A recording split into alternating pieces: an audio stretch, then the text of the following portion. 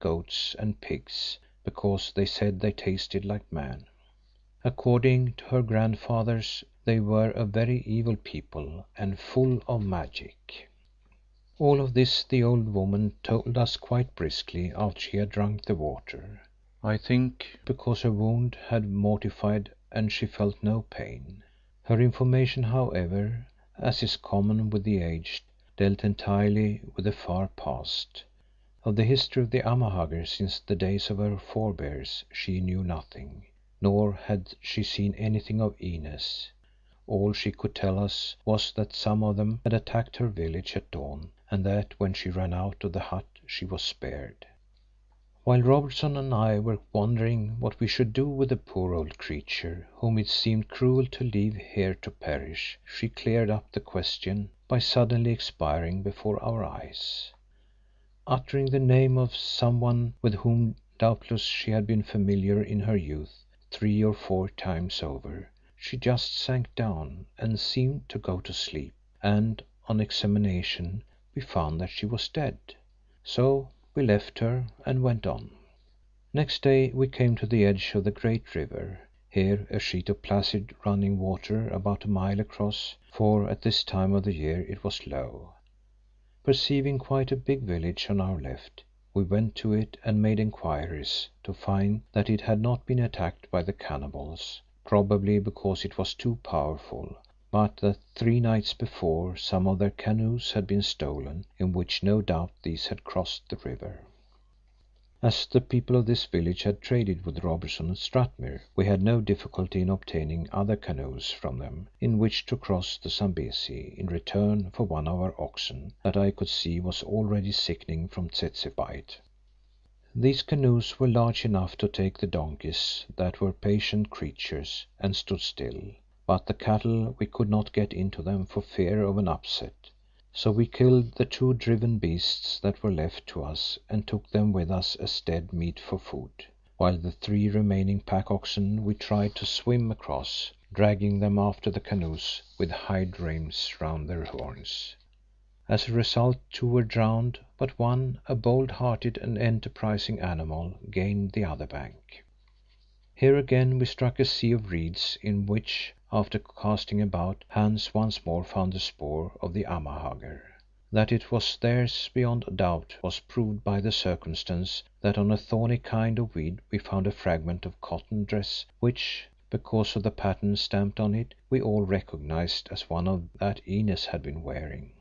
At first I thought that this had been torn off by the thorns, but on examination we became certain that it had been placed there purposely, probably by Janee, to give us a clue. This conclusion was confirmed when at subsequent periods of the hunt we found other fragments of the same garment.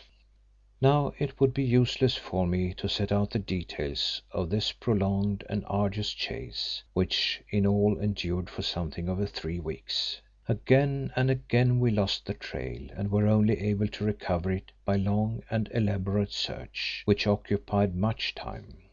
Then, after we escaped from the reeds and swamps, we found ourselves upon stony uplands where the spoor was almost impossible to follow. Indeed, we only rediscovered it by stumbling across the dead body of that cannibal whom Inez had wounded. Evidently he had perished from his hurt, which I could see had mortified. From the state of his remains we gathered that the raiders must be about 2 days' march ahead of us. Striking their spoor again on softer ground, where the impress of their feet remained, at any rate to the cunning sight of Hans, we followed them down across great valleys wherein trees grew sparsely, which valleys were separated from each other by ridges of high and barren land. On these belts of rocky soil our difficulties were great, but here twice we were put on the right track by more fragments torn from the dress of Inez.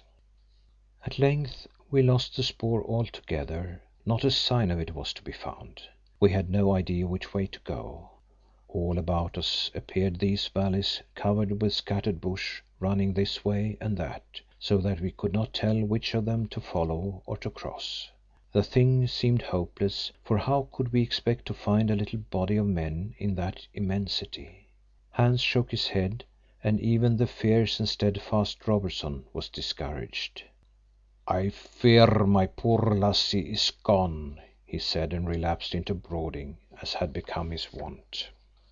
"Never say die, it's dogged as does it," I replied cheerfully in the words of Nelson, who also had learned what it meant to hunt an enemy over trackless waters, although his were of water. I walked to the top of the rise where we were encamped, and sat down alone to think matters over. Our condition was somewhat parlous. All our beasts were now dead, even the second donkey, which was the last of them, having perished that morning and been eaten, for food was scanty since of late we had met with little game. The Strathmuir men who now must carry the loads were almost worn out and doubtless would have deserted, except for the fact that there was no place to which they could go. Even the Zulus were discouraged and said they had come away from home across the great river to fight, not to run about in wildernesses and starve, though Umslopogaas made no complaint, being buoyed up by the promise of his soothsayer Goroko that battle was ahead of him in which he would win great glory. Hans, however, remained cheerful, for the reason, as he remarked vacuously, that the Great Medicine was with us and that therefore, however bad things seemed to be, all in fact was well, an argument that carried no conviction to my soul. It was on a certain evening towards sunset that I went away thus alone. I looked about me, east and west and north. Everywhere appeared the same bush clad valleys and barren rises, miles upon miles of them. I bethought me of the map that old Zikali had drawn in the ashes, and remembered that it showed these valleys and rises and that beyond them there should be a great swamp, and beyond the swamp a mountain. So it seemed that we were on the right road to the home of the White Queen, if such a person existed, or at any rate we were passing over country similar to that which he had pictured or imagined. But at this time I was not troubling my head about White Queens. I was thinking of poor Inez, that she was alive a few days before we knew from the fragments of her dress. But where was she now? The spoor was utterly lost on that stony ground, or if any traces of it remained, a heavy deluge of rain had washed them away. Even Hans had confessed himself beaten. I stared about me helplessly, and as I did so a flying ray of light from the setting sun, reflected downwards from a storm cloud, fell upon a white patch on the crest of one of the distant land waves. It struck me that probably limestone outcropped at this spot, as indeed proved to be the case. Also that such a patch of white would be a convenient guide for any who were travelling across that sea of bush. Further, some instinct within seemed to impel me to steer for it, although I had all but made up my mind to go in a totally different direction many more points to the east. It was almost as though a voice were calling to me to take this path and no other. Doubtless this was an effect produced by weariness and mental overstrain. Still, there it was, very real and tangible, one that I did not attempt to combat. So next morning at the dawn I headed north by west, laying my course for that white patch and for the first time breaking the straight line of our advance. Captain Robertson, whose temper had not been bettered by prolonged and frightful anxiety, or I may add, by his unaccustomed abstinence, asked me rather roughly why I was altering the course. "Look here, Captain," I answered, "if we were at sea and you did something of the sort, I should not put such a question to you, and if by any chance I did, I should not expect you to answer. Well, by your own wish I am in command here, and I think that the same argument holds." "Yes," he replied, "I suppose you have studied your chart, if there is any of this God forsaken country, and at any rate discipline is discipline. So steam ahead and don't mind me."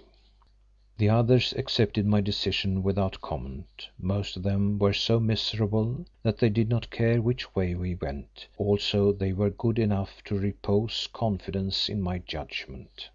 "Doubtless the Baas has reasons," said Hans dubiously.